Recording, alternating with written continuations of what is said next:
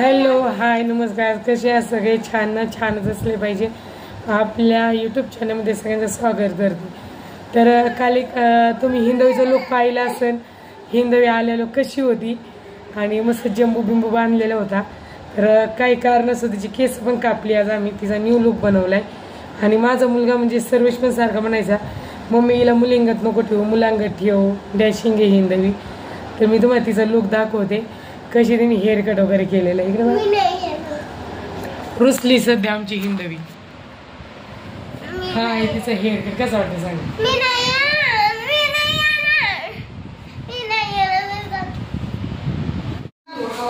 सध्या ती आजारी येते मध्ये काही हे झाले, एकटेच खेळते सध्या तरी. आता कुठं चालली तू?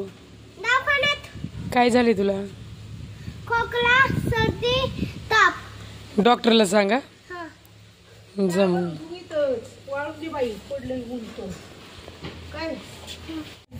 डॉक्टरला व्यवस्थित सांगा. Bye bye. इंजेक्शन घे एक.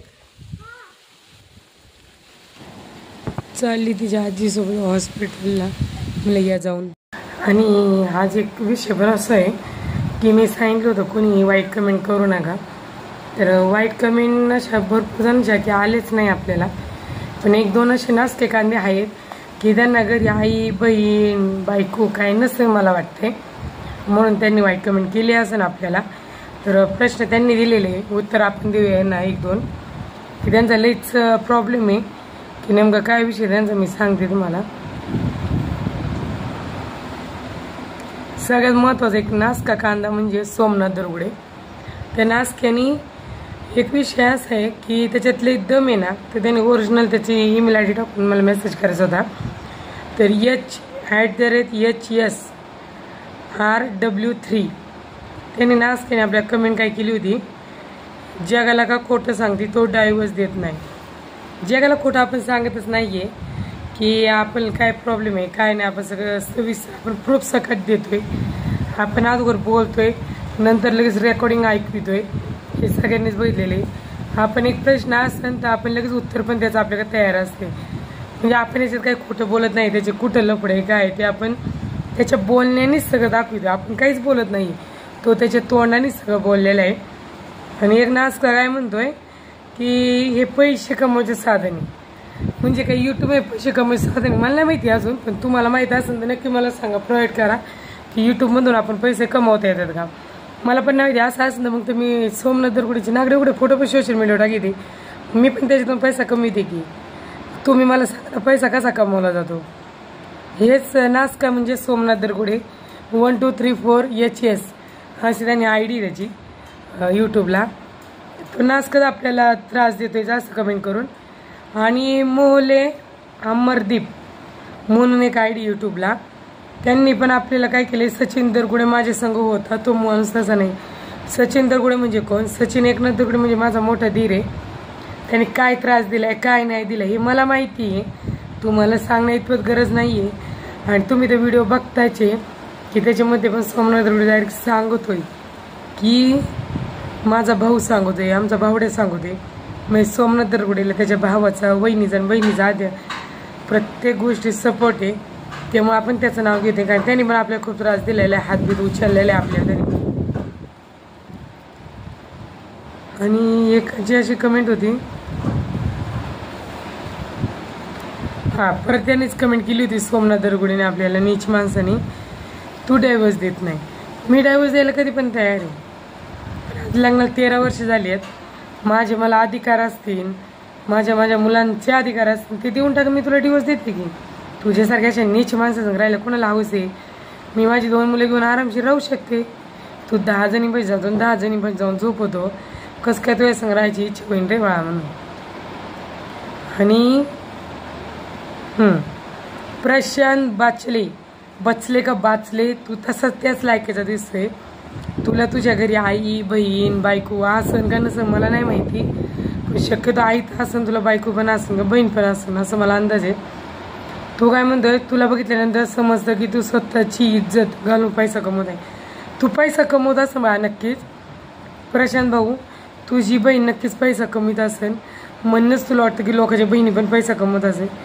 तुझी बायको पण असंच काहीतरी वेगळं काम करायचं. मी वेगळं काम नाही करत आहे. मी कुठंतरी आज फेस टू फेस लढते आणि मी टाकायचा विषय असा आहे की मला काय त्रास झाला आहे ना दुसऱ्या मुलींना होऊ नये. जसं वैष्णवी ताईंनी फाशी घेतली तसं दुसऱ्या मुलींनी फाशी घेऊन जीवन संपवावं नाही, मला एवढंच वाटतं.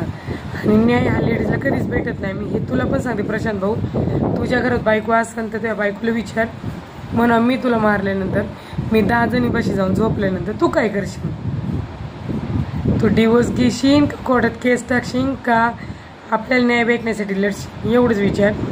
नाही तर तुझी बहीण असेल, तिचं लग्न झालेलं असेल तर बहिणीला विचार तुझ्या की तुझा नवऱ्याने 10 जागी लपडी केली, तुला मारहाण केली बायांवरून, तर तू काय करशील? तर तुम्हाला अशी एक कमेंट केली होती परत की मी तुला वाईट कमेंट करतो, तू माझ्या याच्यावर पण व्हिडिओ बनव म्हणजे तुला त्याच्यातून पैसे मिळतील. तू एवढा जागीरदार धीरूभाई अंबानीचा मुलगा असेल ना तर आज असे भले भले काळूबाई पुढे झोकलेले बाळा, तू असं वाईट कमेंट करा असं मी काळूबाईची बघते. मी तुला अजूनही सांगते माझ्या वाटतं जाऊ नको, मी काहीच करत नाही. काय असं नाही, माझी आई काळूबाई मला न्याय देते आणि एवढंच की वेळ लागतो मला न्याय मिळतो. त्यामुळे तू मला वाईट कमेंट करू नको. तुझ्या घरी बहीण असेल तर बहिणीला घेऊन झोप, आईला घेऊन झोप, बायकोला घेऊन झोप आणि त्यांच्यावर वाईट कमेंट कर. नाही तर मला काहीतरी पाऊल उचलावं लागेल की तू मला म्हणतो ना की बाबा माझं नाव घेऊन बनव, मी तू पैसा कमवशील. तुझ्या घरच्यांना नक्की धंदा करायला मी तुला तुझ्या घरात पैसा येईल. आणि एक सगळ्यात चांगली कमेंट अशी निलेश डोहरे म्हणून यांनी खूप छान कमेंट केली. म्हणजे सगळ्यांनीच मला चांगल्या कमेंट केल्या. निलेश डोहरे भाऊंनी कमेंट एवढी छान केली. मला एक बोलायचे, सासू सासरे रेकॉर्डिंग दाखवून तुझी बाजू घेत नाही का?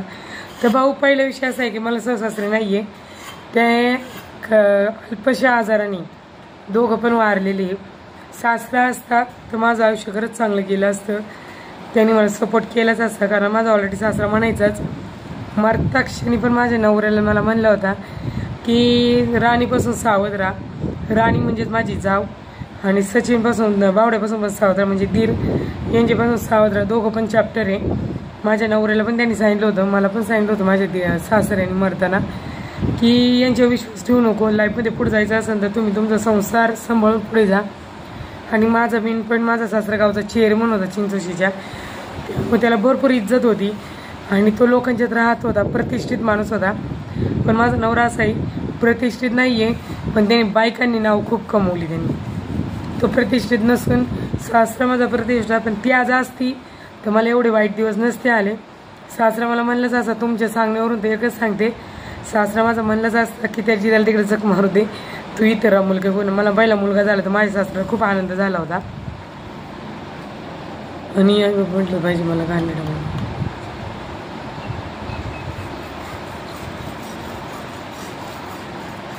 हां, तुम्ही म्हणता की घरच्यांनी मिलिटरीवाला बघून दिला.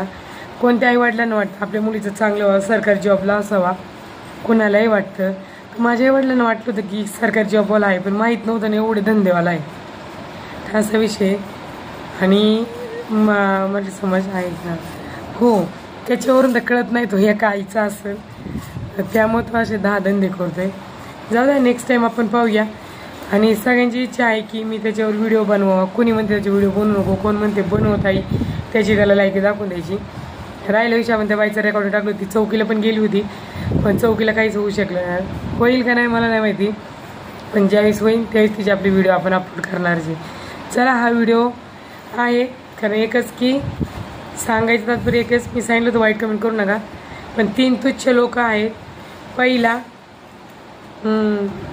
1 2 3 4 HS म्हणजे सोमनाथ दिरगुडेने फेक आयडिया काढून तो गाण कमेंट करतोय, त्याची लायकी तिचे आयुष्यभर खोटं बोलण्यातच गेले त्याचं.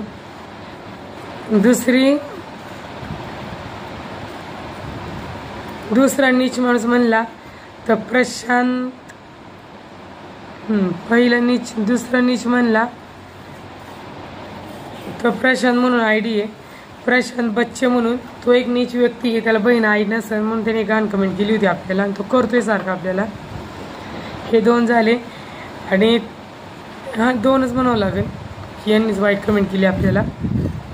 चला, आणि एक विशाल बोरकर म्हणून आहे, त्यांची पण मला कमेंट आवडली. ते पण म्हणले ताई जर तुम्ही खरे असाल, खरे व्हिडिओ बनवत असाल तुम्ही रेकॉर्डिंग सहित देत आहे.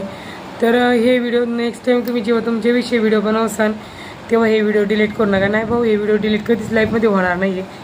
उलटा अजून वाढती ना तो व्हिडिओ, कमी होणार नाही आहे. चला भेटूया नेक्स्ट व्हिडिओमध्ये आपण, आणि भेटूया दुसऱ्या व्हिडिओमध्ये आपण. सगळ्यांनी जे नवीन असेल त्यांनी सबस्क्राईब करत जा, जुने असेल त्यांनी लाईक करत जा, शेअर करत जा, कमेंट करायला विसरू नका. आणि दुसरा ब्लॉग तुम्हाला कसा पाहिजे, 2-3 ब्लॉग आपल्या गावाकडची, कारण मी 2-3 दिवसातून गावालाच आहे.